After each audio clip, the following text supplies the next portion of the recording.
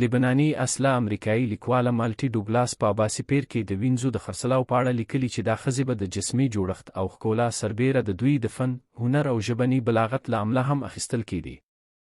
دې په خپلو مثالونو کې خلیفه المتوکل، د هغه وخت رون اندې الجوزي او شاعر فرزدق ذکر کوي. دا کیسې د دوی په اړه شاید نه وي، خو عمومي کانسیپټ همداسې و. عباسیانو به د بیزانتیوم امپراتورۍ او نورو سره په جنګ جګړو کې ښځې راوستلې، هغوی به یې وینځې کولې او بیا به یې د کور خدمت او جنسي استفادې لپاره په مارکیټونو کې خرڅولې.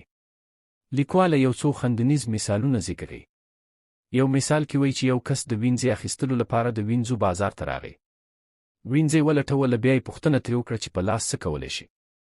وینځې ځواب ورکړ چې زه د لاس پر ځای په پښو کار کوم. مطلب دا چې نوموړې وینځنه صاګره وه.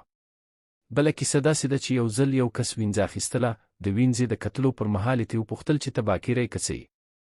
وینځې ځواب ورکړ چې زه که څه یم. بله کیسه کې راځي چې یو سړي له وینځې وپوښتل چې شپېلۍ غږولی شي. شپېلۍ غږول په عربي ژبه کې یوه اصطلاح ده چې انګریزان ورته بلوجاب وایي، یعنې غین په خولې کې نیول او رودل. وینځه ځواب ورکوي چې شپېلۍ وهلی نه شي، خو پرې کېناستلی شي. په 9 پیړۍ کې په عباسي خلافت کې د آري په نوم یو سندرغاړي او درباري فاحشې ژوند کاوه چې شعرونه هم لیکل. یو ورځ د خراسان نظامي قومندان محمد ابن حامد له عریب سره څه شخړه راغله. دې ورته په شعر کې د سیکس کولو بلنه ورکړه او په دې سره یې قومندان چوپ کړ. ابو الفرج اصفهاني هغه شعر په خپل کتاب اغاني کې ذکر کړی چې ژباړه یې داسې ده: راځه چې شخړې وي خواته کړو، سبا ته هم په یو پاڼه باندې خپله بخښنه ولیکه او زه به یې ولیکم.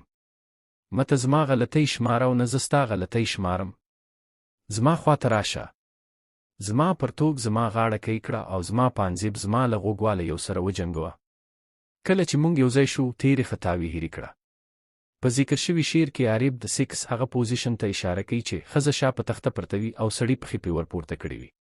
په دې پوزیشن کې د ښځې پرتوګ د هغې په پښو کې پروت وي او چې پښې یې پرې جګې شوي وي، نو پرتوګ یې په غاړه کې د غاړکۍ غوندې ځړېدلی ښکاري.